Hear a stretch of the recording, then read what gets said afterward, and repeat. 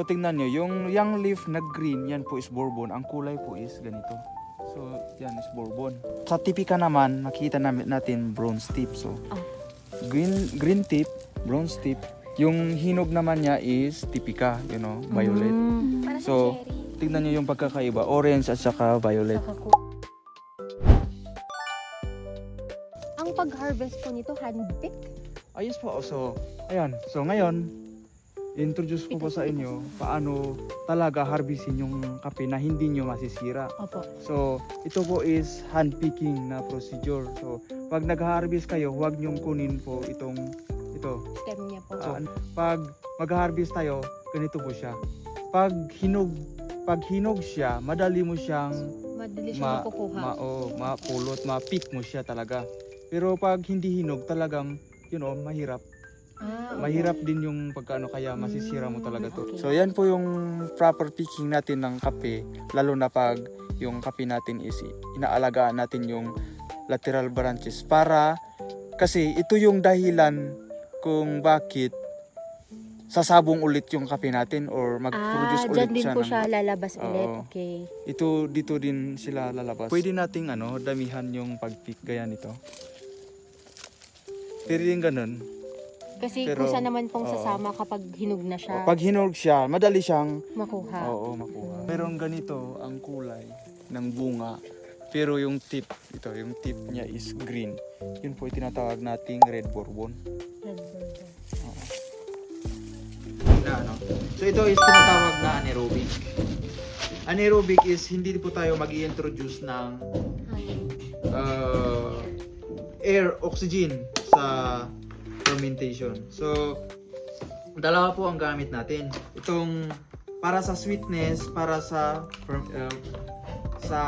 acidity. Acidity ang kinukuha natin dito, sa sweetness naman dito. Then nakikita natin dito kung ilan yung percentage ng sweetness. Sweetness. So the more na baba yung sweetness, the more na na-ferment siya. So ayan, yun yan, mas clear. So nagre-range siya sa 8. Yan yung baba ng sweetness ng fermentation.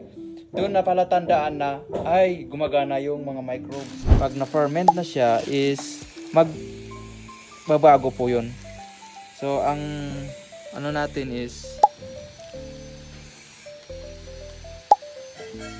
tingnan niyo yung reading niya. Nasa 4 niya. Na 4 na siya. Nasa 4. Ito po yung mucilage. So hawakan niyo yung beans, madulas siya. Madulas. Madulas. So hawakan niyo po. Magbalat po kayo. Then, balatan natin ito. Oo nga, ang dulas. Hindi ko ma-pick up. Ayaw nga, madulas siya. So, yan. Medyo dry. Medyo para siyang sand, parang sandy na siya na medyo nahahawakan mo na siya. Yung mucilage is yun po yung sugar. Sugar ng kape. Ito yung nagpo-ferment sa kape. Ito yung mga good bacteria. Apo. So, good bacteria po yan. Ang tawag dan natin is yeast. Yes, So, good bacteria po mga to. Yan po ang nagpo-ferment dito sa kape natin. So, amuyin nyo, talagang lumalabas yung flavor niya. Or, mostly naamoy natin parang wine talaga. So, yan ang aerobic. I-harvest naman natin dito is ito. So, ganito siya na-ferment habang aerobic pa lang siya. Ang fermentation kasi yan na nagagawa pagkatapos mong na-harvest sa branch niya. Pagka natanggal na Oo. siya. Pero kung tinanggal mo na siya sa branch niya, nagsisimula na ang fermentation. So, habang nagbibilad po siya, na-ferment po yan. Pero kung gusto natin ng instinct or unique na flavor, yun, ginagawa natin. Pero ito, pwede natin, matarget yung ganung flavor, yung pagka-unique. Yun lang, pagalingan talaga, mag-observe. Paano mo i-observe yung activity, yung paano mo hindi masisira yung endosperm, yung cotyledon, yung mga ng beans. Paano mo siya mapoprotekta na hindi siya magkakasunog at hindi siya mamamatay kaagad. Yun yung source of fermentation kasi. Doon magsisimula. So, pagalingan talaga ng science. So, pag magaling ka talaga sa science, magaling ka din mag-ferment. May use din pala ang science. May gamit yung lalo na chemistry. Oh, Gamit chemistry. na gamit. Moisture meter. So, iti-test natin siya. Pero kung wala namang tayong tester, pwede nating iti-test. Kagatin mo lang. Kung kung makita natin na perong parang smooth pa lang siya or hindi matigas, kulang pa. Pero pag matigas talaga na yung pag kinagat mo siya is hati lang, okay na yun. Pero pag kinagat mo siya is nag-apat, wala, over dry naman yun. Yun kinagat natin, di ba? Madali siyang, smooth naman siyang kagatin. Pati pag natin, smooth siya. So kulang yung drying. Ganito po ang process kadalasan dito sa Benguet dahil sa weather. Diffusion. Opo. Yun. So pag alam nyo yun, makaka-relate kayo dito sa kape. Kapag over-dried siya, mag-introduce ng bagong moisture kaya i-store siya sa Mag-absorb siya ng moist. Kaya ulit, kaya para babalik maibalik. yung moisture. unboxing. Unboxing yan. Uy, ang ganda! Nasa magkano po yung ganyan? Paano po natin i-roast yung kape? Balak ko na pong pumasok sa coffee industry. Nasa magkano po kaya to? Grabe, ang ganda. Huwag nating hawakan, guys. Damn.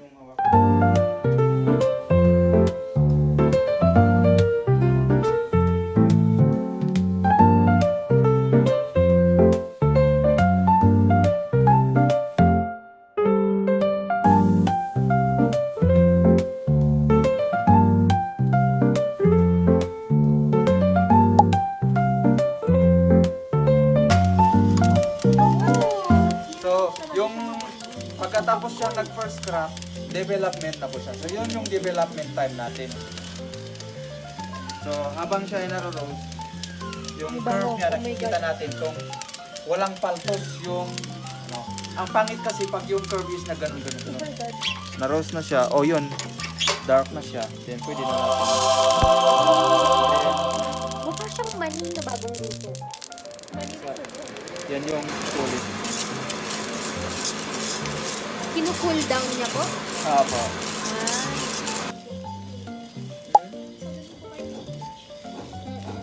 Mula sa Paul Saisana is naging engineering. So, yan po is slice rolls.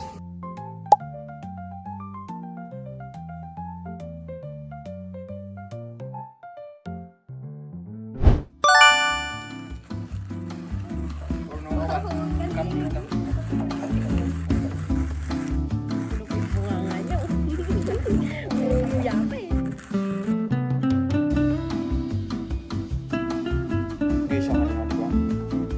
So, i-brew natin. So, may focus na bukas ito. Ang purpose lang natin dito is para natin is hindi natin basta bukusan. Control lang yung tubig. Parang lang siya. Para siyang, so, malabas na yung matangyan niya. Parang wine preparing lang siya.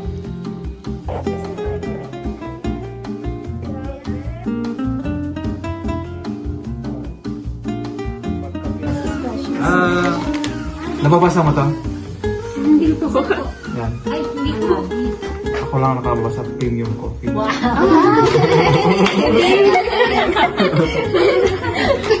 So, yan, premium coffee. Sakto lang naman yung grade nyo. Sino na yung grade nyo pang premium? Ay, di ba ang strong? Talagang hindi siya addict.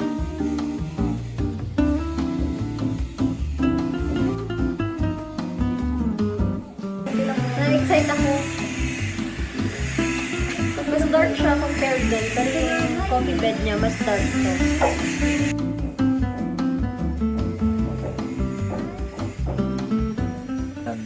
Base sa preference. Hala? Gigilin mo natin. Fruity siya. Fruity siya? Fruity. Base for matabang pero fruity. Zesty. Oh, yeah. Ganyan lang. Hindi, promise.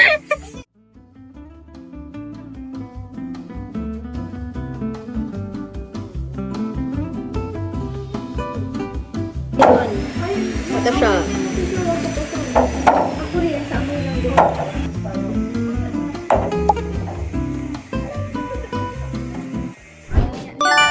Tignan natin. International and local. Arabica ito. This one is Isha. Mahirap na. Mahirap na matumbol.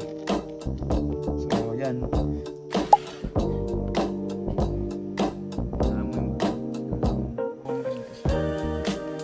So, siya. Then, yun. Is slurp. Pero, kung hindi nyo na kaya, Marami naman kayo. pag hindi nyo naman kaya, taste lang. Para hindi sabihin na iyo. Ay, hindi naman. So, tingnan lang. Kundi Yung serve nyo. Different sa isa, dun sa international. International to, kuya? Ito. Left. Ayun na. Hindi yung lasa, yung amoy niya. Kaya mas maganda i-slap nyo para ma-identify nyo agad kung ano yun. Pero yung Sweet. tikman nyo. Sweet and fruity. Oo, sweet to. Sweet fruity. Tama. Oo. Sweet and fruity. Oo, sweet to. Sweet fruity. Tama. Galing nyo.